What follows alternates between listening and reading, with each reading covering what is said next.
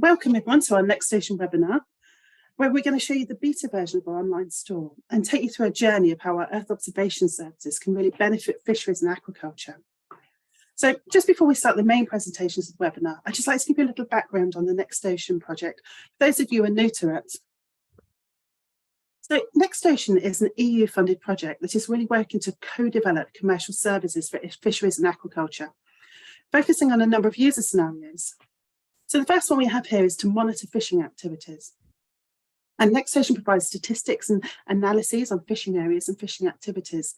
And this continuous and systematic assessment can really help to support in-situ inspections of fisheries. The next one we have here is to monitor aquaculture. NextOcean monitors the locations of aquaculture cages, also the environmental impacts of fish farms, and can also help to provide an early warning tool for operational risks from pollution events. And this can help us to provide a cost-effective and evidence-based solution to ensure the continued sustainability of aquaculture. Our third service here is sustainable trade and eco-labelling. So NextOcean uses Earth observation data to monitor the location and performance of fisheries. And when we combine this with fisheries sector data, we can deliver meaningful certification of fish provenance and generate evidence of sustainability for eco-labelling. And Pedro will talk a bit more about this later. And our final user scenario here is to plan for new aquaculture. So NextOcean can help you to optimise new aquaculture facilities. Our service will enable you to find the ideal physical location, consider disease exposure, and maybe assess the potential environmental impact of new aquaculture to give you informed management decisions. So here's the 4 user services here. So let's begin our webinar. We're going to start with a hands-on demo of the online store by David Pérez from Deimos, which is followed by 2 presentations showing the application of the services for fisheries and aquaculture. Pedro Ribeiro will demonstrate how our fisheries services can ensure sustainable provenance and eco-labelling, and then Marc Lucas will describe how our aquaculture services can be used to assess the threat of pollution, providing actionable intelligence for aquaculture providers. There'll be plenty of time for questions at the end of the seminar, but if you think of any along the way, please post them into chat and we'll try to address them as we go along. So for now, I'd like to hand over to David Pérez. David is the Head of Sales and Customer Care in Deimos in Portugal.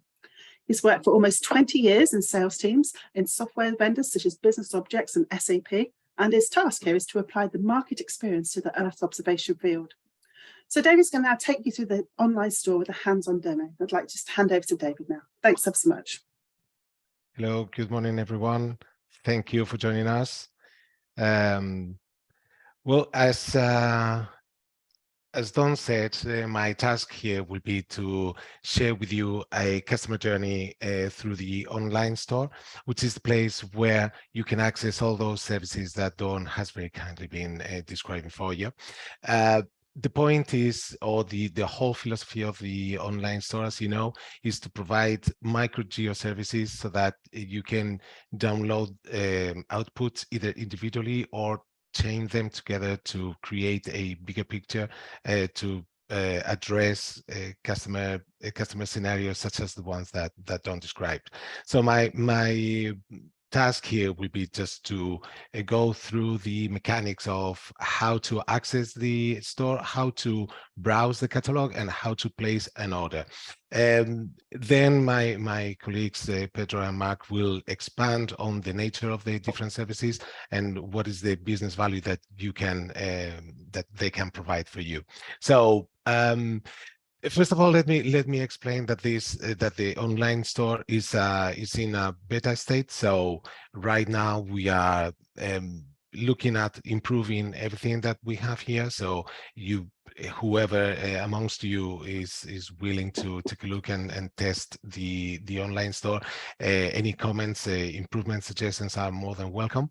And we are on a continuous cycle of improvement.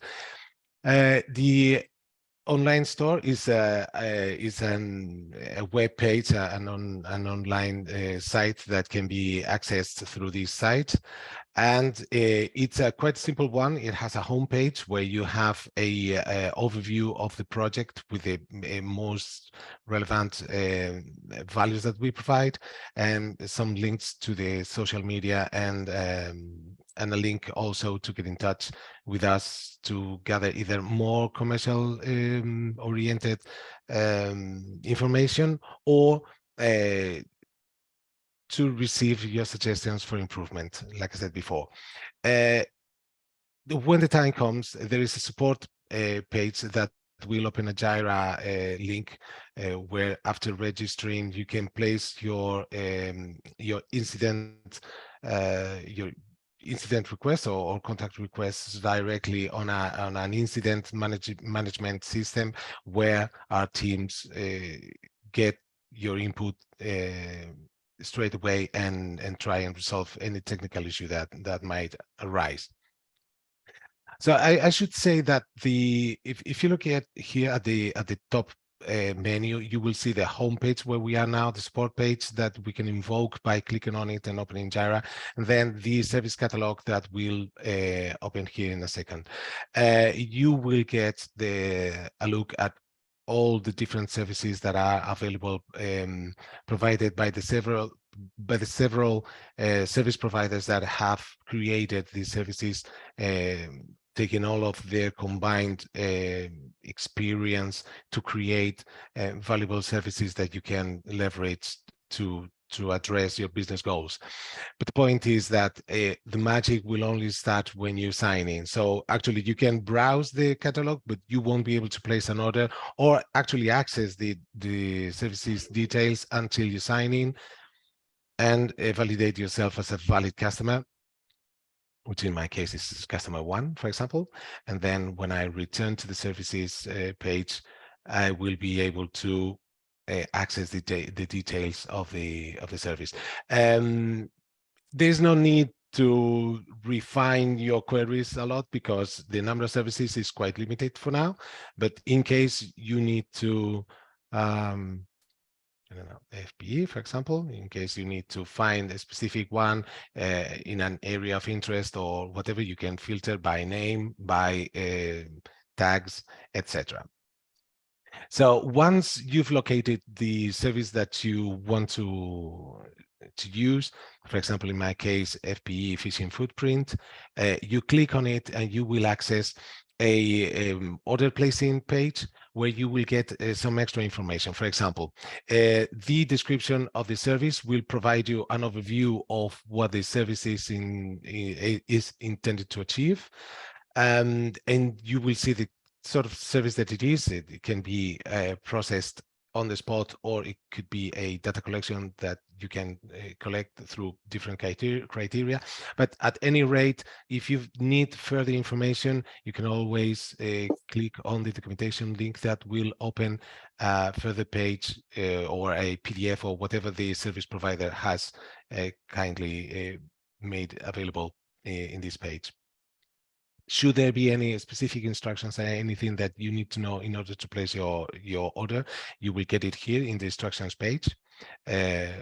Right now it's quite nondescript, it's quite generalistic, but I think that the action starts here on the order tab, where there are basically two things that you will need to define or indicate, which is the area that you want to study and what is the time period that you want to analyze.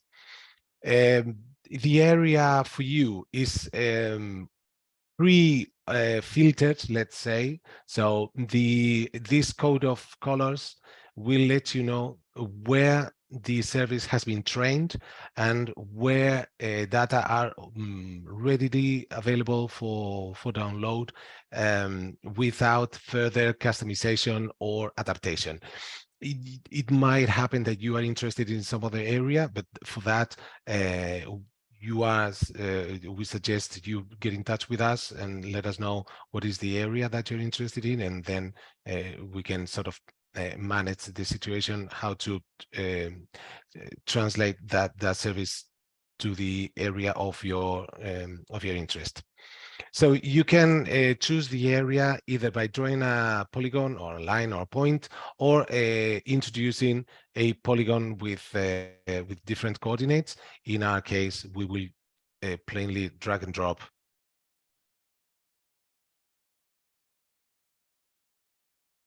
a fairly simple polygon, sorry,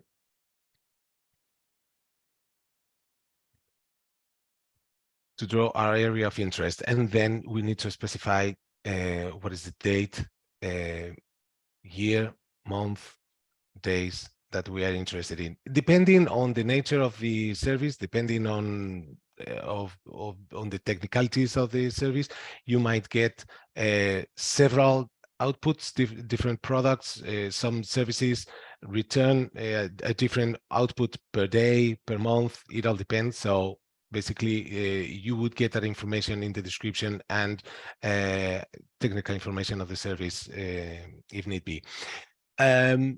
Some specific services might have additional parameters that you would need to specify. For example, in this case, you might restrict your search to a specific maritime mobile service identifier, MMSI, or filter by the fishing technique of the vessel. In our case, we are not going to be we are not going to filter, and we are interested in everything. For now, being on a beta stage, this service will be provided for free for the time being, but when we go to general availability, services will have a cost, and that cost will be calculated automatically depending on the extension of the area and the length of period, and it will be automatically calculated, and you will be presented with a total amount before placing your order. So when everything's chosen and selected, you place your order, and hopefully we will get a notification that the service is being processed, has been received successfully, and is being processed. You are automatically directed to My Orders page, where you will access a history of your orders, and you will see what state the order is in. So right now, the one that we have just placed has been created. It needs to be run. It needs to be not only run, but also successfully run, and then the results need to be cataloged. So there are a couple of steps to be to take now. It's a couple of minutes. When those couple of minutes elapse, you will get the results in your history page. As in this instance, I ran previously this service. And when you click on details and downloads, you will see the ins and outs of the service and whatever downloadable output you have. So you can actually download it, and it will go directly to your download management folder in your computer. And again, anything, it all depends on the nature of the service. Some services will return images, some services will return data files. It pretty much depends on the nature of the service. But and of course, you might use your personal laptop-based or local computer software, installed software, to study your outputs, your results. There is a complement to the online store, which is the GeoPortal. The GeoPortal is a complement to physically or graphically represent the outputs of your services. It is integrated so that any order that you place on the store is automatically recorded or linked to the portal. So when you sign in with the same credentials, in my case, as you see, is the same customer, I will see fishing footprints. I will see an order placed right now, 11:15 today. I'm not sure that the order has already been run successfully. So what I will do is go and show you the one that I've run previously. So when you click on show details, it will give you the stages of the service, some technical information, just in case, for example, you need to reference it in case you need to resort to customer service. And then by clicking on the layer name, you will see a band or an artifact up here that will show you a timeline. Like I said before, if your service returns several products in on several points in time, you might be able to choose different ones, compare different ones, even create an animation between different ones. In our case, it's only one, where we click on the set data point, and then you see the output mapped onto the map, which, by the way, you can choose your the different layout or styles that you might want to see it in. And you can also download the output file from here. So this is more or less the mechanics of placing an order from the moment you log in to the online store to the moment that you explore the outputs of an order that you've placed.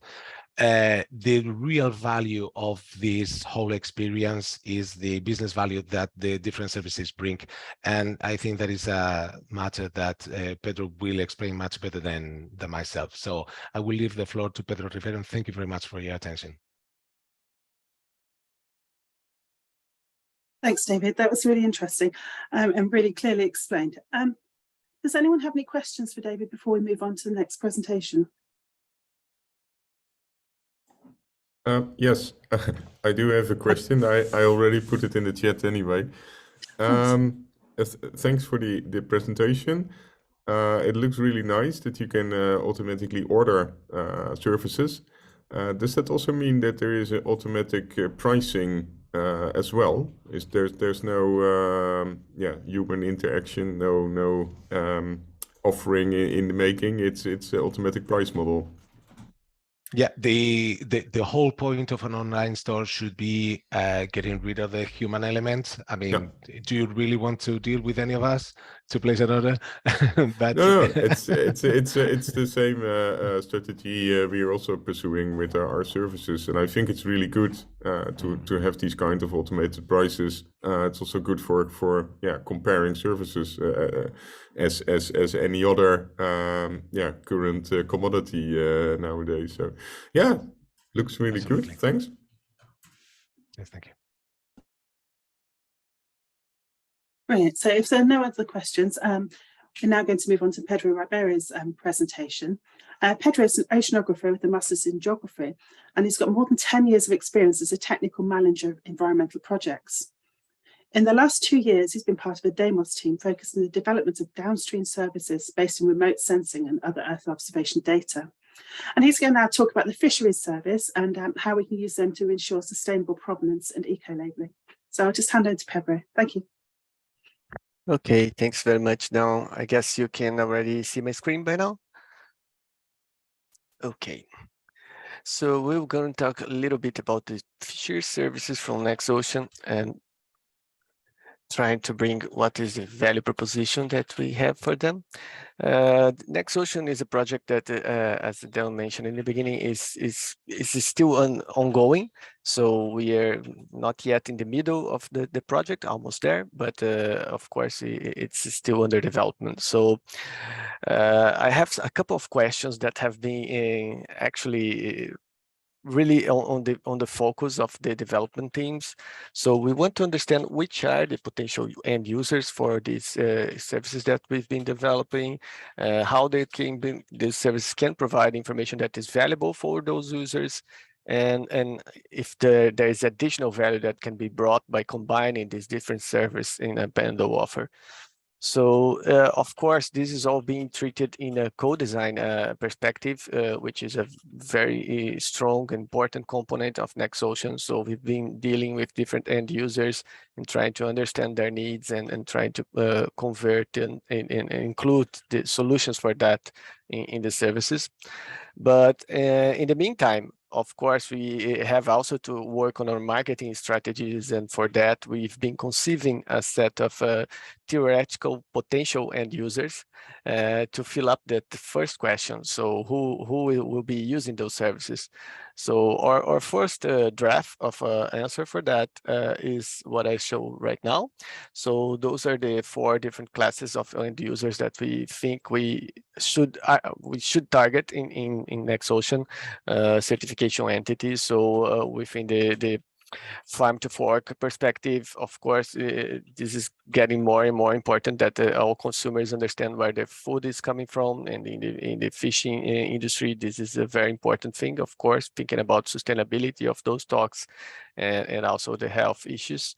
Then we have, of course, the marine conservation NGOs, which are trying to make the best use of the natural resources and ensuring that it's also sustainable. Fishing operators, of course, the main people bringing these products to our tables. So, of course, we want to also provide tools that can improve their work. And finally, the public authorities with the responsible for managing and coordinating all the fishing activities in national, regional, or global levels. So it's all different. Of course, there are much more end users that we could thought about, especially in the academic sector. But while some of those have already a higher capacity of ingesting the data and processing it by themselves and getting their own results, we also don't think that we can cover everything. So we have to focus on some priority users. So I will show a couple of results for each of these, a couple of use cases with some sample results for each of these potential end users, but I want to show this big disclaimer in the screen that those are only indicative results for now. There's no legal value, there's no actual value, because the user is the one that has to define how it's to this information is to be convened and how it's to be improved and combined with other analysis to actually provide better management of their activities. So the first entity kind of user I want to address is the certification entity. So as you know, we have now on our fishing products all this kind of seals like Friends of the Sea, Dolphin Safe. So this ensure that the fisheries is happening in a sustainable way. But also we have another aspect, which is the actionable provenance that we want to identify. So in this case, this tuna can here is from Portuguese, so it's a lot of it is written in Portuguese, so I'm sorry for that. But anyway, it's just indicating that all the tuna in the can is coming from the Azores region. And these regions are actually established by FAO, so they are very rigid and you know exactly where they are.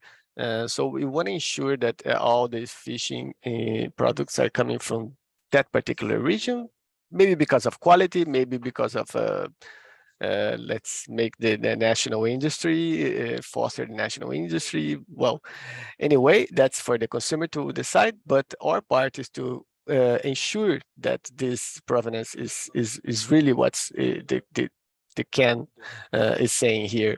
So the usual way that the certification entities do this is through the fisheries declaration. So they get these declarations from fisheries and where they state where the captures were made, and so they can track back these products. We want to offer an alternative way of monitoring that.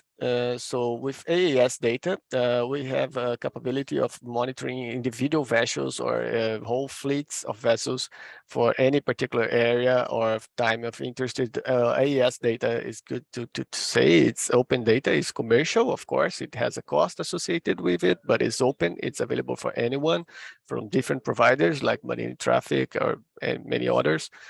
So we've been experimenting with this, and what you see in the image here is just the tracking of a particular vessel. And you can, we are also identifying with the green figures here. The green points is where we identify that there is some fishing activity. We are using just the velocity as a criteria, but of course this can be improved, and it's very different for each kind of fisheries that we're talking about. Those fishing activity can also be translated into fishing footprints, where we accumulate the time spent fishing in a map. So what you see here now is a map with the areas of the FAO areas that I mentioned before. So these areas of fishing that is regulated by FAO. And you see then in the colors the hours spent fishing. And of course, you also see the Azores Islands around here and the Madeira Island. So you see that the fishing for this particular vessel, we are looking only at a single vessel. We can see that it has happened in different areas along the years. But in the last 3 years, it has been concentrated in the area which is the area that is signalized in the tuna cam. So in this case, we can confirm that at least in these 3 last years, they have fished only in that area. So this is a good way to ensure that the information that these certification entities are receiving is true, or at least correspond to what is actually out there. Second use case I would like to show is actually focus on marine conservation NGO that is interested in monitoring a specific marine protected area. So again, this information that is used to know if there is fishing activity happening in a marine protected area is usually based on fisheries declaration. It's not something that is openly available, but of course, if these NGOs have access to the regulators, they can probably also have access to this information where fisheries have been working. But in this case, we're talking about the fisheries declaration, which are also called e-logbooks. Just because they've been converted to an electronic tool in the recent years. But if you look at the map and focusing on this smaller marine protected area here, which is called Princesa Alice, we can see that the e-logbooks doesn't show any fishing activity within that area. So again, this is the same kind of map. It's just accumulated hours in spent fishing in each of the pixels here. So there is no colorful pixels within the area. So it means that there was no fishing activity there. But then when we look at the AES data for the same period and the same area, we see that, okay, now it seems there is some fishing activity over there. Of course, we need to remember that all this fishing activity has been identified using the criteria of the velocity. So like I said in the beginning, this is not a result that can be taken to court, but it's something that is an information that can be combined with others and at least serve as an alert. Something is strange here because we have boats, vessels, fishing vessels with very slow velocities, accumulating a lot of hours within the marine protected areas. Again, a lot of other information, a lot of other analysis is needed here to understand the regulation, the type of fishery, is it allowed, is it not allowed? I'm not going to that. I'm just showing that it is a possibility of extracting that type of data. Alternatively, you could also use fisheries monitoring and surveillance service, which detects vessels by satellite images to detect vessels that don't have AES emissions in the area. So that's another application, another possibility to monitor a particular area that of interest, like a marine protected area. You could have daily images and check if you have fishing vessels over there that don't have AES emissions. The third use case I would like to show is that one of a fishing operator that is trying to understand how the fishing activity is combined, is compared with the potential fishing areas that we also have identified in another service. So this is actually a combination of 2 different services. What you see in the images is an animation. Now it has stopped, but there's different days of potential fishing areas and ocean fronts that have been identified in one service. in blue and black. And in green, you see the fishing activity. So in some cases, it has happened within the potential fishing areas. In some cases, it has happened within the fronts. In some cases, it has happened outside of those identified areas. So we can actually build a table from different days and see that they have spent 90% of the time fishing within the ocean fronts, 60% of the time fishing within the potential fishing areas for that date, and 21% fishing outside of those identified more favorable areas for fishing. So this is a way of evaluating the service, of course, but also how the fishers themselves are using the service, are trying to focus on their desires or not. Of course, again, more information is needed. A fishing operator would be very interested in the captures he's getting in any of these areas. Of course, it's not worth to be there fishing if there's no captures. So the captures is the information that's missing here, and it would be very important to compare also. But that's, of course, one thing that is particular to each fisher industry. Finally, I want to show a quick use case of a public authority that's trying to manage fisheries. In this case, a Portuguese public authority that would be interested in monitoring Portuguese waters and checking the foreign fleets that have been operating over those waters. So what you see here is a distribution of the vessels that are registered and have been operating within the Portuguese exclusive economic zone and the extension of the continental shelf areas within 2016. So as you can see, there's actually more Spanish vessels. We don't have Spain here, but the blue is the Spanish vessels. So we actually have more Spanish vessels than Portuguese vessels operating into Portuguese waters in this year. And here you have these different fleets, and there you can see that, well, Portuguese have specialized in pole and line. There are no Spanish vessels there. On the other hand, on drifting long lines, there are much more activity of Spanish vessels.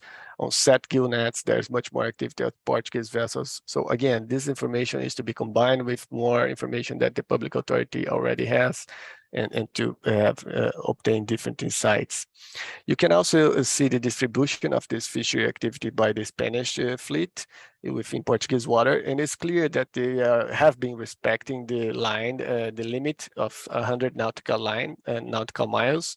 So this is a particular thing about the fisheries in Europe. While there's an exclusive economic zone, European vessels can still fish among the zones of the other countries within the limit of 100 nautical miles. So it's a shorter limit than the customary 200 nautical miles for the EEZ.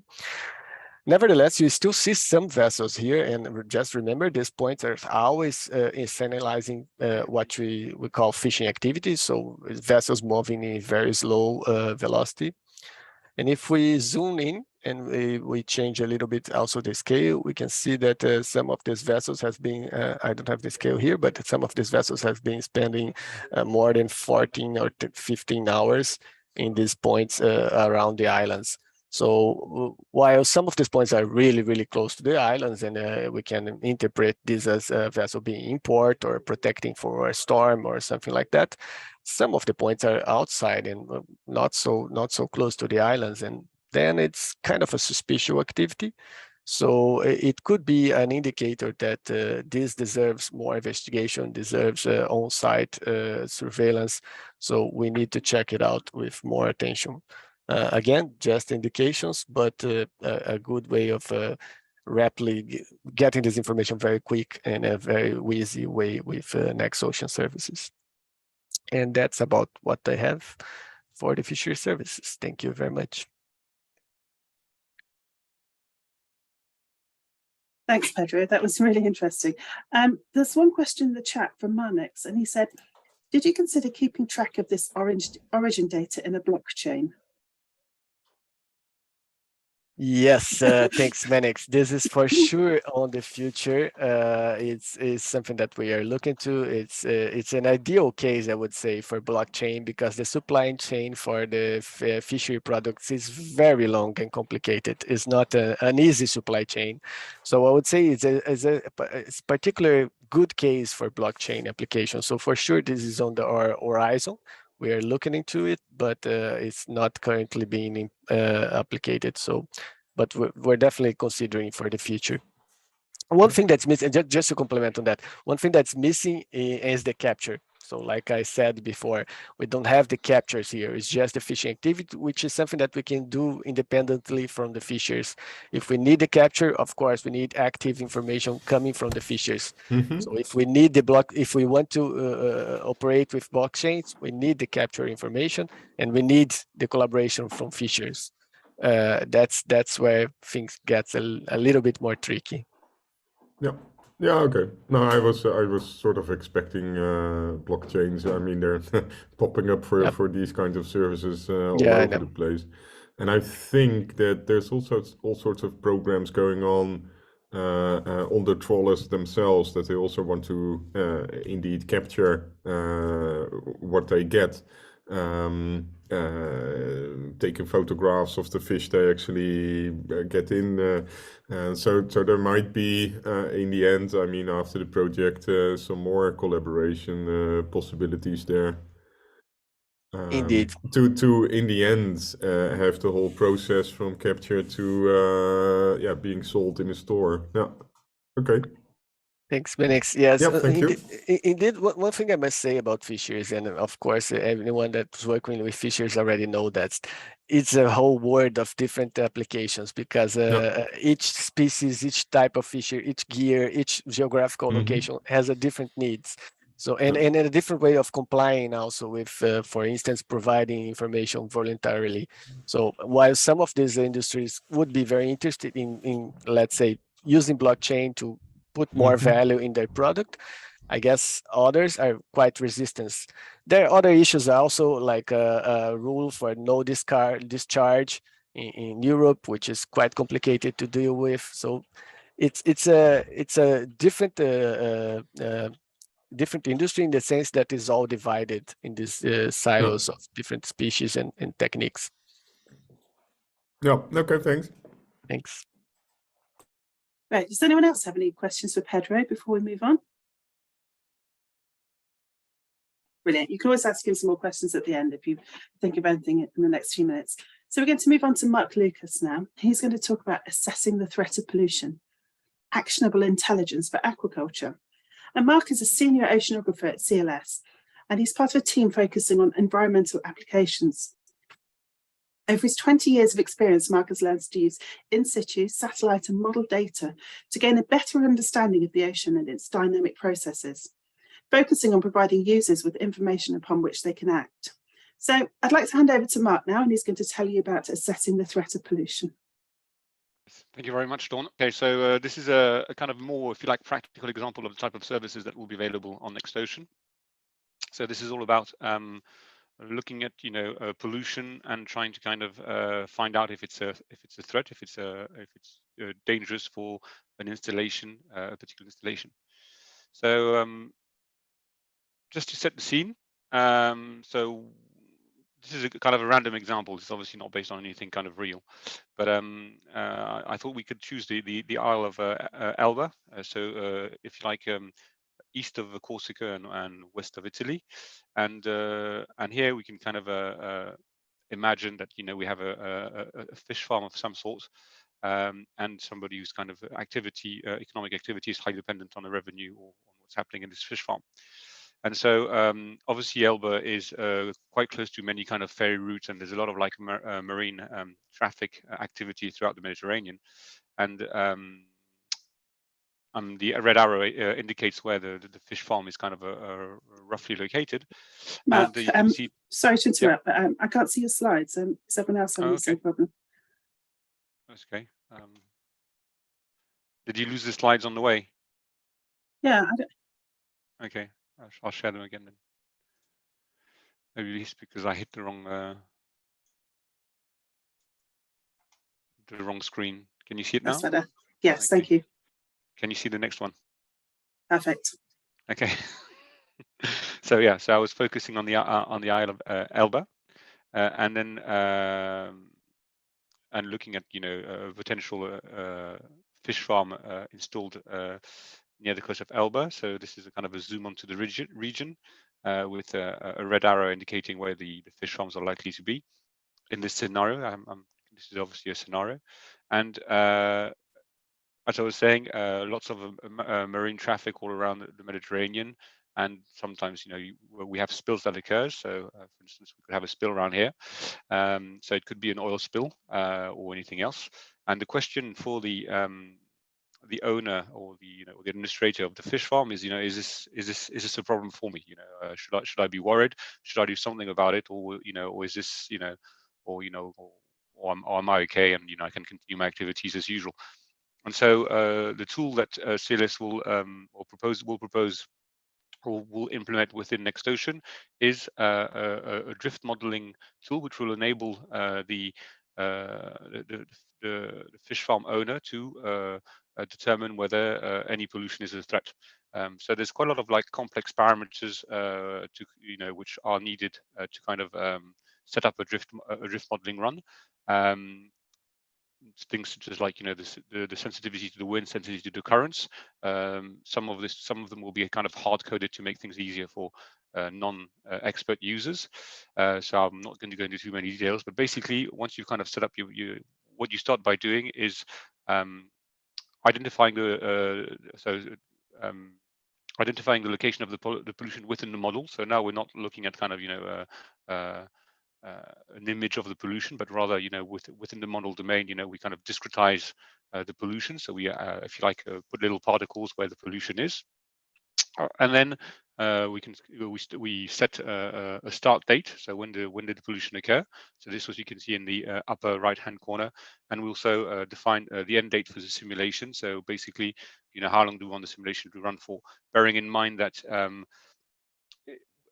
as with weather, the kind of the longer the run, or the longer the the longer the run, the more inaccurate, if you like, the forecast gets. So generally speaking, past 5 days, it's not that useful, particularly in forecast mode. And then once we've done that, we can start running the simulation. And so you can see, first of all, that the particles kind of, so the black particles are the black points are the original particles, and the yellow dots are the kind of the particles where they are. So we're now we've started the simulation. We're about actually I should say that we start the kind of the simulation on the 20th of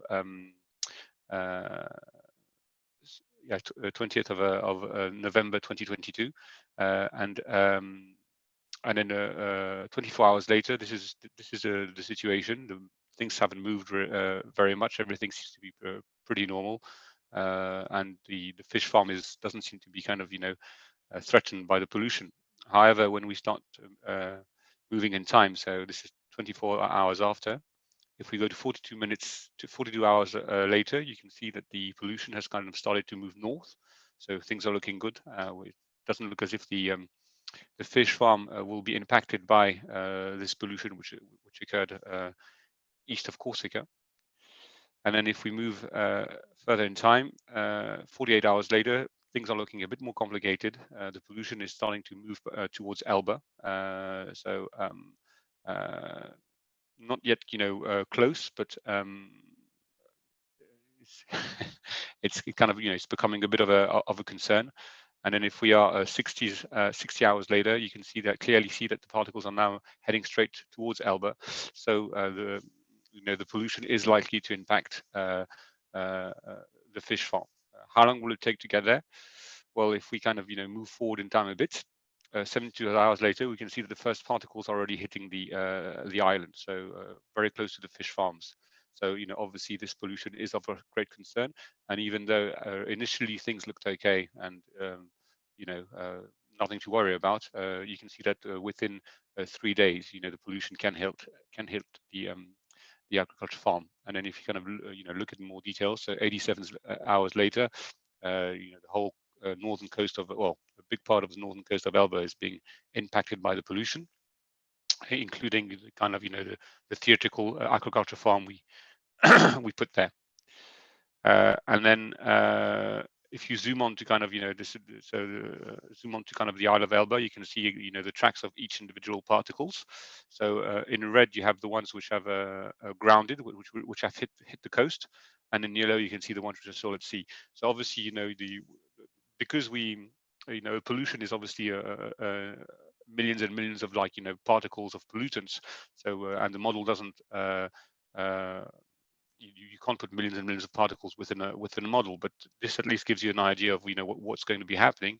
And you can also use things such as like heat maps to kind of give you a good indication of where's the pollution and where it's most densely concentrated. So you can see that the northern coast on the western side of the island, the northern coast have been severely hit, and there's still some big, if you like, slicks of pollution moving towards the eastern side of the island, and obviously with this, with these type of GIS portals that will be available on NextOcean with the NextOcean Geo portal, you can zoom in and look very closely at where the pollution is actually landing. And so this is kind of obviously I've put a satellite image because then you can kind of get an idea of the scale of the size of the bays and the beaches, and and which areas are being hit by the pollution. And also, with this type of information, also you can kind of see which areas are kind of the most affected, and which can potentially,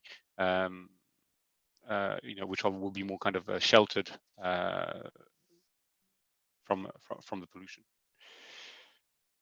So basically, this type of tool is very useful, I think, for the fishing community and for people who have particularly static installations, because basically if something happens, so it can be a chemical pollution, it can be an oil pollution or any other type of pollution, is it enables them to evaluate the risks. Should they be worried? Should they do something about it? Or is this is going to be okay? And then also they can also determine the urgency. So how soon do they have to react? So do they have time to kind of set up contingency planning? Maybe set up booms to protect the ponds or that kind of stuff. And I think this notion of knowing how much time you have is very important, because your how you will react depends on how much time you have, basically. And finally, you can also find a solution. So if particularly in areas where you have a lot of maritime traffic, usually the pollution comes from the same areas. So you can kind of also play around with the data, investigate different scenarios to see and basically plans, do some contingency planning in order to save stocks and also move the nets. Or maybe if you're thinking of installing a fish farm somewhere, it gives you some form of a risk assessment. Is this area very vulnerable or not? And this is this is something that drift modeling enables you to do, because if you just look at kind of current maps and wind maps, etc., there's the information is not combined. It is often, if you like, looking at averages or mean currents or mean winds and everything, and the drift modeling gives you this kind of greater precision, higher granularity, and you can really see, so to give you a more realistic appraisal of, the risk or the exposure of the area you want to kind of install your nets, or you have installed your fish nets. And that's a kind of a very brief overview of the type of service that can be delivered through NextOcean. Thank you very much.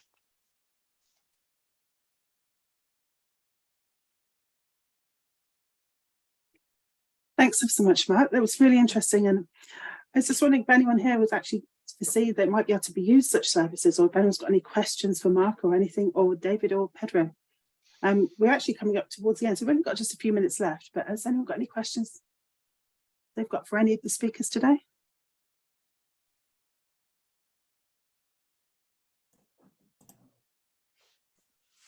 It's Hello again. it's me again. I think this also is a very interesting topic with the modeling. I'm just wondering what the confidence level is. Will this be an operational service to give this kind of model predictions? Because I can see the market, but you have to be really confident in your results then. Yeah, so there's a lot of education that needs to come with this type of service, because you're I don't know how familiar you're with modeling, but there's a lot of like there's some uncertainties.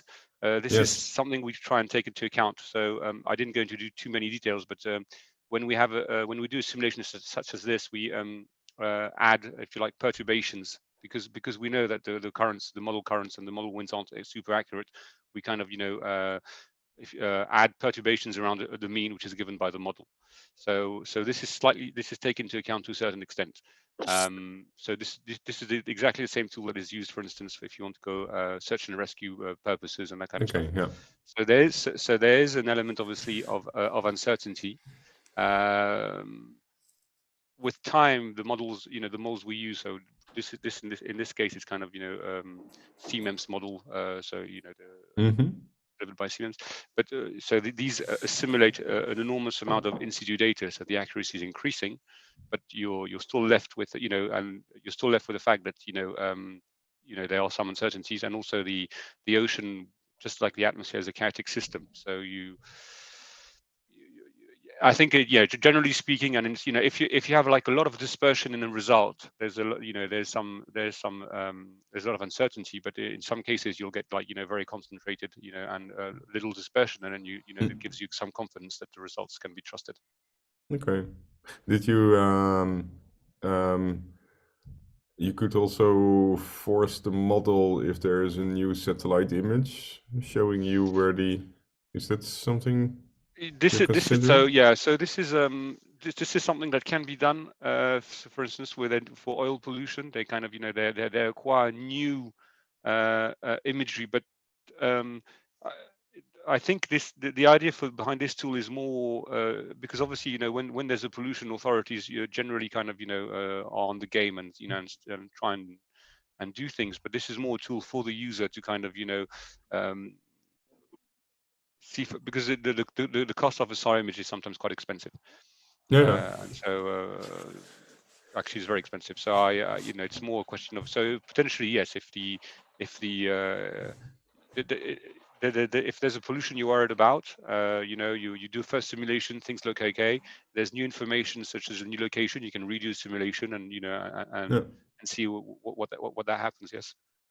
Did you try some hindcasting of known events and try to recreate it? I mean, for sure. Yeah. In the end, if you want to convince a customer to use the service, you need some ammunition, I guess. Yes. So this is so CLS has been working on this type of modeling for for over 15 years. So we have when we were kind of developing the tool, we have kind of tested it with past events and and looking at known pollutions and where they ended up. So so obviously this has been investigated, and and again the in a drift model, the ocean currents and the wind you use are the kind of the prime the most important thing that can affect the quality of your results. But so but obviously this has been investigated. It's fairly successful, but it doesn't work all the time. Okay. Well, thank you. Thanks. Thank you. I see Antonio's got a question. Who's your question for? Yeah, thanks, Don. And thanks, Marnix, for your comments. Actually, Marc, there is one newly developed possibility to validate the models. So CLS has been a partner of Deimos, for instance, in Project Maloa, where surface drifters have been developed. Some of them are rather cheap to use, and both of them are rather cheap to use. They are very adequate to track surface pollution.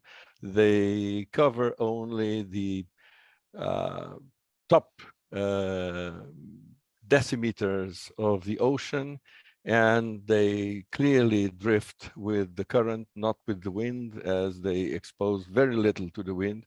And I'm a bit surprised that CLS did not try to engage these surface drifters in the validation of the model. Yeah, so I think the only way to validate surface current models, etc., is indeed through mostly through drifters. So in this service that we are proposing is actually the drift modeling part. So which means that we are using actually data from existing models, notably CMEMS, and also wind from NSEP or CMWF, depending. So we don't have, we're not going to be tuning the ocean current model. So you're right in saying that, you know, drifters are ideal to kind of validate, and are being used and should be used actually to validate currents. But this is, if you like, outside the remit of what we're doing here. This is, you know, we are the idea for this service is that it's operational, so it can be used anywhere, potentially anywhere in the world. And so for that, we have to kind of rely on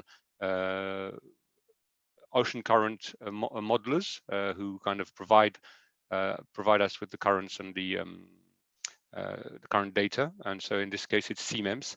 And so you know, I think your discussion is your point is something maybe you can raise with the CMEMS and encourage them to deploy more drifters. I think everybody knows that this is needed, but this is outside the remit of what we're doing here. So I agree with you, but it's not something we can do.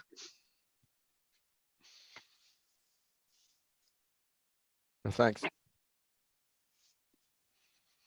Great. Has anyone else got any questions for any of the speakers? Well, I'm afraid we just made it to 12 o'clock. If we haven't, I'd just like to say thank you so much for the speakers and the really interesting presentations. Okay, thank you so much. Dead on time. Thank you. Good to see you all. Thank Goodbye. you. Thank you. Thank you. Bye. Bye-bye. Bye. See you around.